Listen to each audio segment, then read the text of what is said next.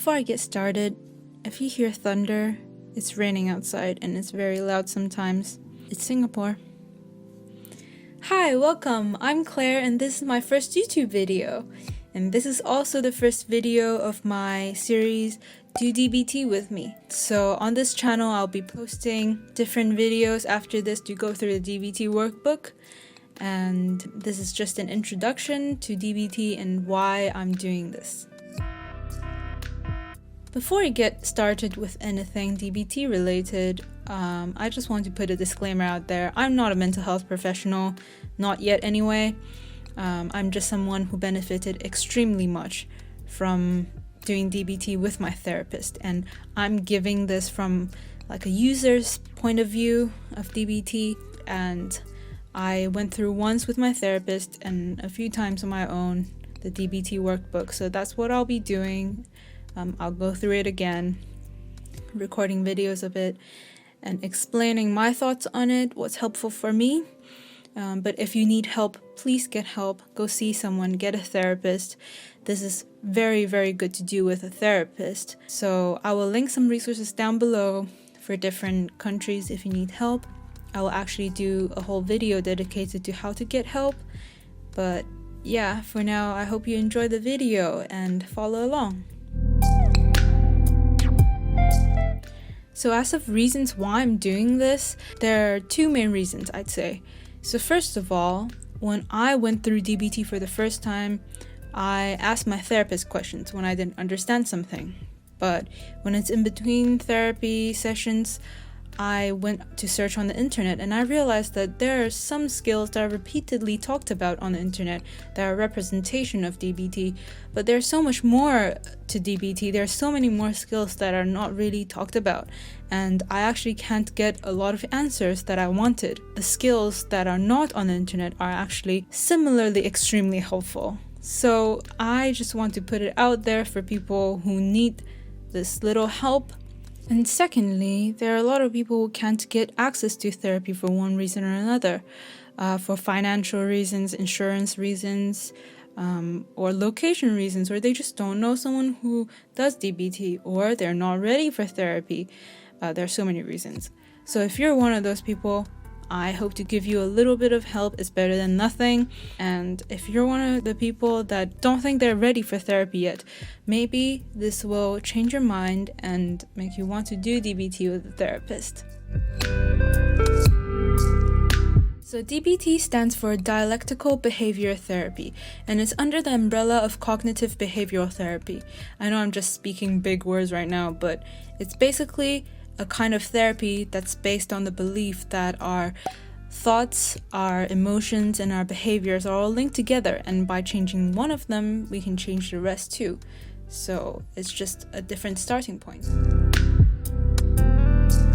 DBT was developed by Marsha Linehan, and she has borderline personality disorder, which we call BPD, and it's also what I have.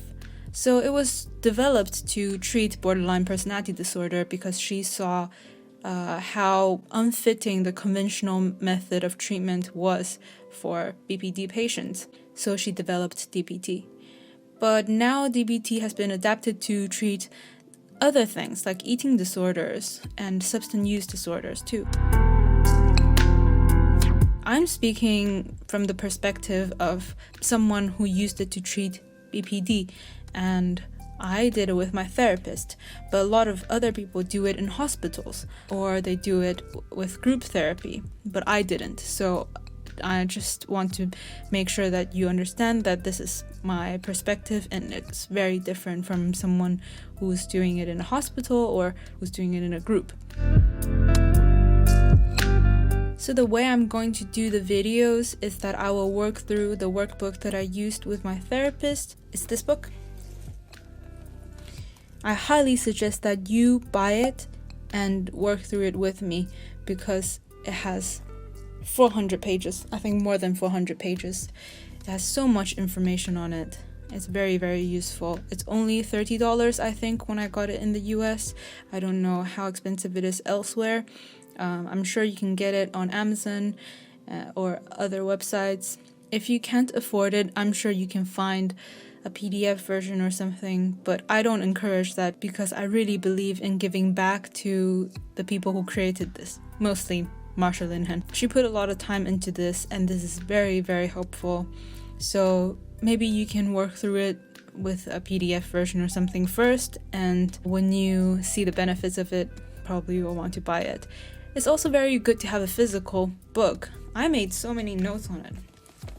There are also a lot of worksheets, so if you don't have a printer or an iPad and you use the PDF version, that might not work so well.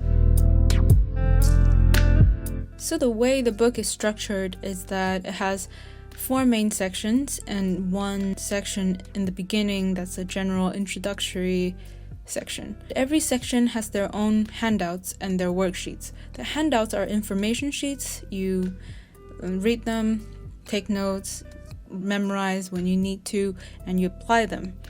And the worksheets are always corresponded to different handouts, and they're there to help you work through things and sometimes imagine situations to use them, sometimes to record where you use them during the week or the day, and they're very helpful. The 4 sections are mindfulness skills, interpersonal effectiveness, emotion regulation skills, and distress tolerance skills. So they're designed to work together, but they have individual things that belong in each section that you pull out to use when you need them. And they basically tell you when is the best time to use them. So the first general handout, it looks like this. It basically tells you what our goal is.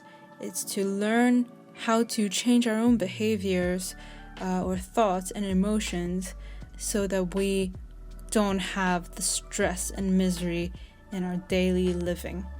They gave you some specific goals for behaviors to decrease, but you can also make your own. But I think they're basically all there, all the problems that I had.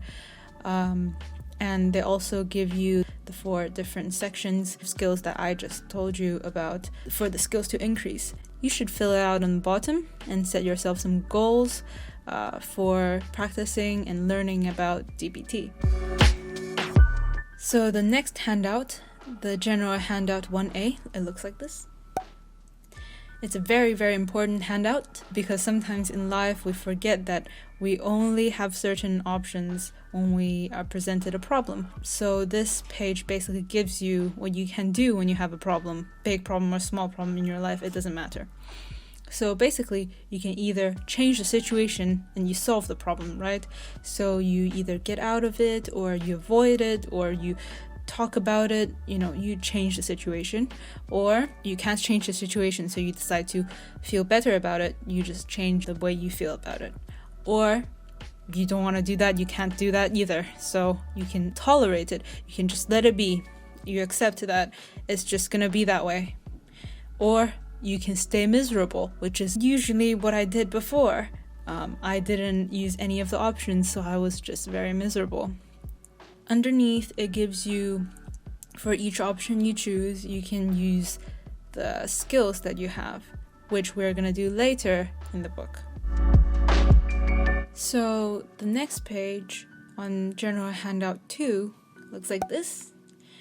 It basically is an overview of the next 3 handouts. And so we're going to jump ahead to the next 3 handouts. General handout number 3 looks like this. That is a group therapy thing, so I didn't actually spend much time on it, but you should read through it because it kind of made me feel like I want to be in a group therapy. It feels very supportive and very structured. It has rules. General handout number 4 looks like this. There are some assumptions for the skills training, and you should also read through it. It's very, very useful to remember these things. It's basically people are all doing the best they can. Whether they cause their problems or not, they have to solve their problems, and they want to improve. They want to live a better life and be happier. And that making changes using skills is much better than just being miserable or blaming others. So general handout number 5 has 2 pages. They look like this. And they talk about the biosocial theory. And in this particular case, it's about why we have problems controlling how we feel and how we act. So there's the biological side. Some people are just born more reactive, sensitive, and it's difficult for them to control their impulses. But also there's this environmental social aspect. They break the factors down into invalidating, ineffective, the transactions between the person and the social environment. So you should read that through, and it makes a lot of sense. If there's any questions, you can pop it in the comments and I'll try to answer them. So let's skip ahead to General Worksheet 1, and it looks like this. This is for orientation, so we're skipping over the analyzing behavior handouts. This worksheet asks you to describe a situation or a problem, and then you describe the goal for the situation or the problem. That actually was difficult for me because I never used to think about the goals for my problems. Instead, I just did whatever I wanted. I acted out and I stayed miserable. I was thinking about the problem for hours on end and it just wouldn't stop. And there's a table underneath. You can use it to write out the pros and cons for using and not using skills. Even though we don't have much skills to use at this point, but you have to kind of imagine into the future. This is basically getting you into the mindset of using your skills whenever you can, and you practice with your skills for situations that you encounter so that it becomes a reflex and you don't really need to think much about it, and you will be much happier. You won't stay in the misery. At the end of the worksheet, it talks about wise mind, which we didn't get to yet. I don't know why it's here, but basically wise mind is merging the two different situations in your mind. So we have our more rational mind and more emotional mind. Neither of them is wrong, and that's the whole point of DBT, is to walk the middle path and believe that both of them could be correct. So you still consider your emotions, still be sensitive to yourself and validate yourself, but you also have to think rationally. You are solving the problem. You're not dragging it on and staying in misery. And that's basically the idea of the wise mind, and we'll get more into it later. This is the end of the video. Thank you so much for watching, and I hope you got something from it. This doesn't seem beneficial for now, probably, but this is only the basic idea of DBT. I hope you'll subscribe to my channel and see my future videos on the skills of DBT, which will benefit you incredibly much because it changed me, and I'm a completely different person from a year ago when I started DBT. I'm sorry for all the bad edits and all the cuts because it's very difficult to focus on my camera and on my thoughts at the same time. So if you have any idea of how to improve this, if you made YouTube videos before, this is my first time, I'd really appreciate some advice. Thank you and have a great day.